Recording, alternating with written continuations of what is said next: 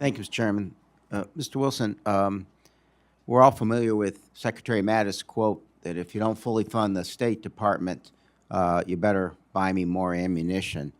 Your thoughts on investing in civil society, the rule of law, and democratic accountability, and how that reduces the likelihood of state collapse, migration, extremism, or conflict that could ultimately require U.S. military intervention.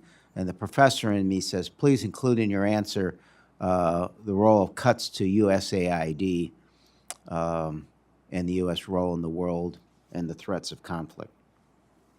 Thank you for your question. This is why we fundamentally see the work that we do to support democracy and freedom as fundamental to America's national security interest. The issues that bedevil, as members of Congress, this committee, issues that stem from conflict, from refugee flows, illegal migration, from illegal drug trafficking, human trafficking, these are real issues that are threats to our society. The investments that the endowment makes complement other tools of America's foreign policy to help ensure that societies have the ability to resolve these issues themselves, that we support those that take the initiative to solve problems in their own societies. And when they succeed, it becomes very good for us. It helps resolve conflicts peacefully. It gives people a stake in their local communities so that they don't feel that they have a reason to have to leave because of persecution or lack of opportunity. And so in many respects, the investments that the endowment make at the support for democratic institutions, for inclusive governments, responsive to their peoples, is really a means to help ensure that those challenges and threats don't face the American people. I think this is an important contribution to American national security and economic security.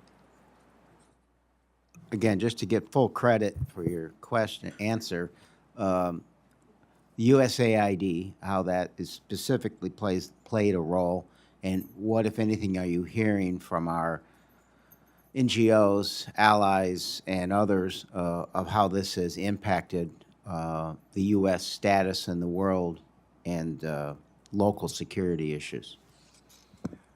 Look, a fundamental difference is USAID had a broad development set of responsibilities and priorities that it had to address. The endowment has a narrow focus on freedom and democracy. In some cases that overlapped, we could see in the They have to be interconnected, though. We could see in the role of elections and other areas there was an important role that AID played at that moment. But we also saw the foundational effort that in the absence of having accountability, addressing corruption, having responsive government, that many investments that you can make across other humanitarian and development aspects could be put at risk without the foundational issues of rule of law, of accountability. And so really there's a synergy there between ensuring that we are helping provide that fundamental democratic accountability. If you think about our work across Latin America or Ukraine, it has helped Ukrainians or Latin Americans ensure that assistance or ensure that public expenditures are not wasted or stolen, but are used for those intentional purposes. And I think that has been sort of the connections that's been quite important. Where we've noticed the biggest impact for us, where we've had to focus, is funding around elections. The endowment has emerged as a significant supporter of elections globally. We weren't in that position previously, as well as in support for independent media. Very good. Thank you. I yield back, Mr. Chairman. Mr. Edwards, the Vice Chairman of the Subcommittee, you're recognized. Thank you, Mr. Chair. Mr. Wilson, thanks